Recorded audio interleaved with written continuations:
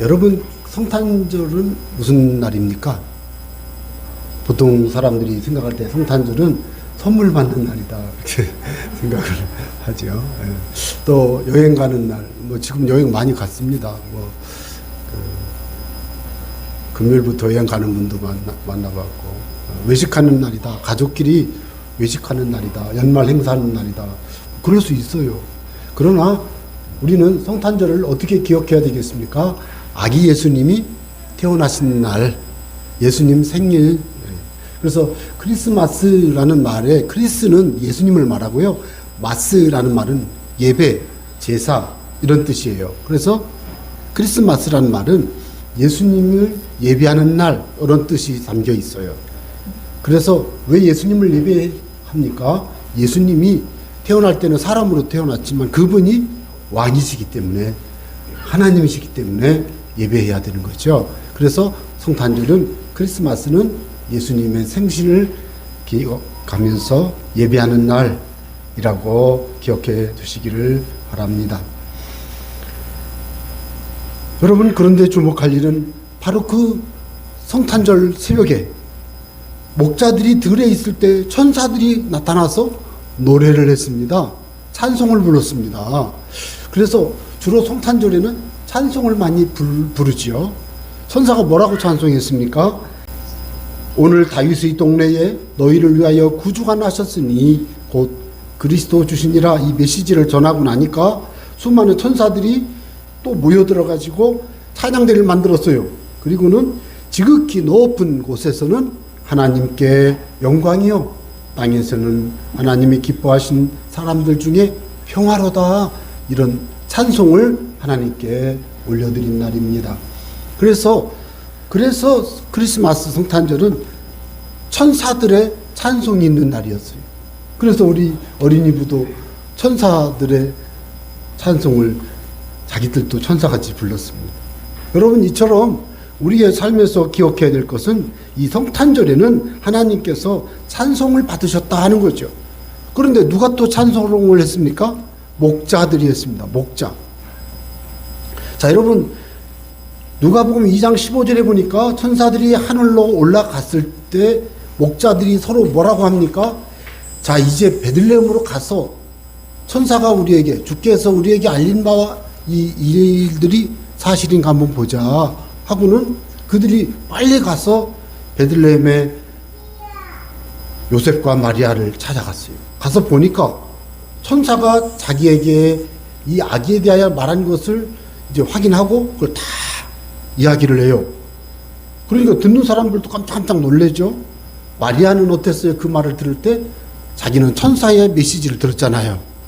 그래서 예수님의 이름도 예수라고 들었고, 요셉도 들었고, 그래서 그것을 다 마음에 새겨두었어요. 그때 20절에 보면 목자들은 자기들에게 이르던 바와 같이 듣고 본 그 모든 것이 사실인 것을 확인하고, 그 다음에 뭘 했어요? 하나님께 영광을 돌리고요, 찬송을 했어요. 그러니까 이 성탄절은 하나님께 예배하는 날, 하나님께 찬송 드리는 날, 하나님께 경배하는 날이에요. 그런데 오늘 말씀에 등장한 이 박사들이 무슨 일을 했습니까? 별을 보고 찾아온 이 박사들이요, 그 별을 따라가 보니까 아기 예수님이 거기 어머니와 함께 있는 것을 보고 어떻게 했어요? 아기 예수께 경배했어요. 그리고 예물을 드렸어요. 그래서 성탄절은 성경에 말씀해 보니까 찬송하고 예배, 경배하고 하나님을 영화롭게 영광 올려드리는 그런 날이 되시기를 바랍니다. 오늘 우리의 삶에서 잊지 말아야 될 것은 성탄절에 대한 상업적 목적의 어떤 광고 혹은 홍보를 통해서 자기도 모르게 성탄절에 유흥을 할 수 있고 레저를 할 수 있습니다만은, 먼저 하나님께 예배하고 경배하는 신앙의 본분을 다할 수 있는 저와 여러분이 될 수 있기를 바랍니다. 저는 오늘 말씀을 보면서 생각하는 것은, 동방의 박사들은 마리아의 남편 요셉처럼 꿈을 꾸며 하나님의 별을 깨달은 게 아니에요. 이 동방의 박사들은요, 별을 연구하는 점성학자들이에요. 그런데 그들이 어느 날 연구하다가 보니까 이 별을 발견한 거예요. 이 별이 너무 밝고 빛나니까 이 별에 대해서 관심을 가지고 연구를 하다 보니까 남한국 유다가 바벨론에게 포로로 잡혀간 적이 있잖아요. 그 포로로 잡혀갔던 그들이 페르시아 바사 왕국의 고레스 왕이 돌아가라고 해서 포로에서 돌아왔습니다. 포로 귀환 시대라고 하지요. 그래 돌아왔는데 그들이 70년간 바빌론에서 포로로 생활을 하면서요. 예배는 제사는 못 드렸지만 성전이 없으니까 그들은 성경을 읽었어요. 성경을 가르쳤어요. 성경을 배웠어요. 그것을 지켜보던 당시에 그 바빌론의 학자들, 그 많은 사람들이 그걸 다 알게 됐어요. 당시에 바빌론이라고 하는 나라와 바빌론을 정복했던 바사, 페르시아라고 하는 나라가 성경의 영향을 받았어요. 그래서 그 사람들이 성경을 읽었고 성경 속에 있는 별에 대한 이야기들을 그들이 알고 있었다고 성경학자들은 그렇게 추론합니다. 그런데 민수기 24장 17절에 보면 발람이라고 하는 거짓 선지자가 예언을 하게 되는데 그때 이스라엘에 대해서 예언을 합니다. 24장 17절에 이런 말씀이 있습니다. 한 별이 야곱에게서 나오며 한 규가 이스라엘에게서 일어난다는 거예요. 그런데 그때 민수기 24장 17절에 별이라고 해서 별. 그래서 이걸 생각을 해보면 성경도 모르지만 하나님을 믿는 사람도 아니지만 이 동방이라고 하는 나라는 보통 오늘의 이란, 이라크 지역을 말해요. 그때 당시에. 그래서 거기에 있었던 천문학자들이 별을 보고 연구하다가 이 별을 찾아왔어요. 그리고 민수기 24장에 말씀해 보니까 이스라엘을 왕으로 오실 하나님의 구원자를 그들이 생각하고 찾아온 거예요. 그래서 19절에 주권자가 야곱에게서 나서 왕을 말하는 거예요. 왕이 태어난다는 거죠. 물론 헤롯 왕이 아니에요. 만왕의 왕으로 오시고 만주의 주로 오시는 인류의 구원자 예수님을 말씀하시는 것입니다. 그래서 그 사람들은 구약의 성경을 잘 모르지만 그들의 생각 속에는 별을 보고도 하나님이 왕으로 태어나셨구나 생각할 정도로 관심이 있었어요. 그들의 최고의 관심은 별이지만 그 별을 통해 나타나는 하나님의 그리스도 구원자가 이 땅에 출생할 것을 그들은 주목하고 깨닫고는 찾아와 경배한 겁니다. 참 그래서 저는 이 말씀을 묵상하면서 마음에 깨달은 말씀은 잠언 8장 17절 나를 사랑하는 자들이 나의 사랑을 입으며 나를 간절히 찾는 자가 나를 만날 것이니라. 나를 간절히 찾는, 여기서 간절히를 각주를 보면 나를 새벽에 찾는 자가 나를 만날 것이니라. 무슨 뜻이에요? 가장 먼저 찾고 가장 열심히 찾고 가장 힘을 기울여서 애써서 하나님을 찾는 사람을 하나님이 만나주신다는 거예요. 여러분 당시에 유대 땅에는 헤롯 왕이 있고 헤롯 왕과 함께 신앙생활하는 제사장이 있는데 그 제사장들은 사두개인이에요. 사두개인들은 성경을 잘 알아요. 또 바리새인이 있었어요. 성경을 잘 알아요. 바리새인 중에 성경을 쓰는 사람을 서기관이라고 하는데 서기관들도 있었어요. 성경을 잘 알아요. 여러분 그러니까 마태복음 2장 1절 2절 이하의 말씀에 보면 헤롯 왕 때에 그 동방에서 온 박사들이 예루살렘에 와가지고는 물어보잖아요. 여러분 유대인의 왕으로 나신 이가 어디 계십니까? 우리는 저 동방 페르시아에서부터 지금 그 별을 보고 그 왕으로 오신 유대인의 왕에게 경배하라고 왔는데 어디 계십니까? 이렇게 할 때 이 헤롯 왕이 서기관들을 불러가지고 어디에서 태어나냐? 이렇게 물어보니까 서기관들이 미가서 5장 2절에 보면 베들레헴 에브라다야 너는 유다 족속 중에 작을지라도 이스라엘을 다스릴 자가 네게서 네게로 나올 것이라 하였습니다. 이렇게 알려주니까 그러면 어떻게 해야 돼요? 우리가 상식적으로 하나님의 구원자 왕, 왕의 왕, 만왕의 왕, 만주의 주가 이 땅에 태어나셨으니 속히 가서 이 서기관 헤롯 왕이 빨리 가서 만왕의 왕으로 태어나신 아기 예수님께 경배하고 찬송하고 해야 될 거 아니겠습니까? 근데 그 사람들은 안 해요. 안 해요. 누가 했습니까? 천사들이 먼저 했고 목자들이 했고 이제는 누가 했습니까? 베들레헴이라는 소식을 듣고는 설명을 듣고는 동방에서 온 이 점성학자들이 베들레헴으로 가는 거예요. 가다 보니까 박사들이 왕의 말을 듣고 가는데 동방에서 보던 그 별이 또 나타났어요. 그들을 인도해서 한 곳에 가서 반짝반짝 빛이 나고 있어요. 그들이 그 별을 보고 매우 크게 기뻐하면서 그 집에 들어가 아기와 그의 어머니 마리아가 함께 있는 것을 보고 엎드려 경배했습니다. 여러분, 성탄절은 하나님께 엎드려 경배하는 것이 최고의 가치예요. 최고의 가치. 보배합을 열어 황금과 유향과 모략을 예물로 드렸습니다. 성탄절은 헌금하는 날이 아니에요. 그러면 헌금하면 안 되나요? 아니죠. 헌금을 하는 건 자유인데 헌금하라고 성탄절을 하는 게 아니라고요. 여러분 기억하시기 바랍니다. 하나님의 거룩하신 아기 예수님이 이 땅에 아기로 출생하셔서 사람의 삶을 사십니다. 30세까지는 조용히 사셨어요. 그걸 뭐라고 그래요? 공적상의 생애를 살기 전에 삶이라고 그래서 굳이 말하자면 사적인 생활 이렇게 말해요. 그래서 3년 정도, 3년 반을 예수님이 가르치고 전파하고 치유하고 하는 일을 하시다가 돌아가셨는데, 십자가에 못 박히셨는데, 그걸 공생애라고 한다면 그 공생애 전에는 예수님이 목수하시면서 사셨어요. 주님이 우리를 위해 베푸신 가장 크고 위대한 희생과 사랑은 십자가의 죽으심이에요. 예수님이 십자가의 죽으심으로 우리 인류를 구원하셨어요. 그러니까 예수님이 십자가에 죽으시려면 몸이 못 박혀야 돼. 몸이.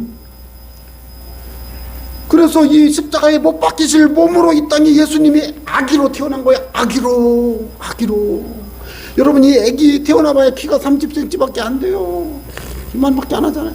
요 아기가 커가지고 이제 사람 어른이 돼서 십자가에 못 박히실 때 그 예수님은 온전한 사람인 동시에 온전한 하나님이신 줄로 믿으시기 바랍니다. 그 예수님은 온전한 사람이고 동시에 온전한 하나님이신데 그분이 이 땅에 오실 때 아기로 태어났지만 여전히 하나님이심을 믿으시기 바랍니다. 예수님이 그렇게 태어나셨어요. 그래서 그분이 하실 일은 십자가에 달려 돌아가시는 거예요.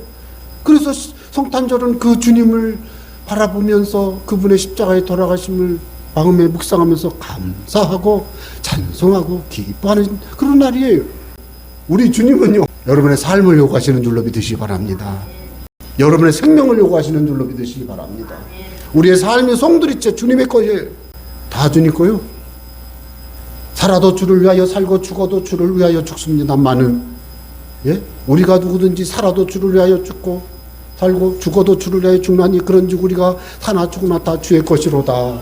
다 주님의 것입니다마는 말은 그렇게 고백하고 인정하지만 삶을 그렇게 살기가 굉장히 어렵습니다. 그래서 저는 여러분에게 도전하는 것은 성탄절에 여러분이 하나님께 찬송하고 경배할 때 마음에 다짐하기를, 나는 주를 위해 살리라, 주님 영광 위해 살리라, 주님이 기뻐하시는 삶을 살리라 라고 하나님께 예비하면 100점인 줄로 믿으시기 바랍니다. 이런 삶이 우리의 삶에서 가장 중요한 삶이에요. 그래서 저는 오늘 여러분에게 부탁합니다. 하나님께, 아기 예수님께 경배하시기 바랍니다. 경배는 어떻게 하는 겁니까? 예배하는 거예요. 예배. 지금 우리가 이렇게 앉아서 예배하잖아요. 우리는 지금 예배만 해도 돼요. 예배만 해도. 그러나 예수님이 십자가에 못 박히시기 전에는 양이든지 송아지든지 염소든지 집비둘기든지 산비둘기든지 잡아다가 그걸 잡아야 돼요. 가져다가 잡아가지고 피를 받아서 제일 처음에 번제단에다가 그걸 고기를 불태우고 번제단에다가 뿔에다가 피를 바르고, 그리고는 물두멍을 지나 이렇게 손 씻고 하면서 이렇게 해서 성전에 들어가 가지고 그걸로 하나님께 제사를 드리는데, 제사장이 물론 제사장을 하죠. 그 제사 과정을 다 지켜봐야 돼요. 여러분, 예수님이 십자가에 못 박히시기 전에는 짐승을 잡아서 제물로 드렸어요. 그러면서 하나님께 예배했어요. 근데 우리는 어떻게 예배합니까? 사도신경 한번 하고 예배 끝나잖아요. 사도신경이 뭐라고 그랬어요? 전능하사 천지를 만드신 하나님 아버지를 내가 믿사오며 그 외아들 우리 주 예수 그리스도를 믿사오니 성령을 믿사오며 성부 성자 성령 하나님을 믿는다고 고백하며 이렇게 앉아서 찬송 부르고 기도하고 가는데 1시간이면 되잖아요. 오늘 우리는 이렇게 예배해도 되지만 경배는 원래 이렇게 하는 게 아니에요. 짐승을 잡아 번제물로 태워드리고 짐승을 잡아 속죄제로 태워드리고 화목제로는 하나님께 태워드리고 일정한 부분은 왕 제사장과 화목제물을 드리는 사람 같이 먹고 그러면 그게 시간이 얼마나 걸리겠어요? 하루 걸려 하루.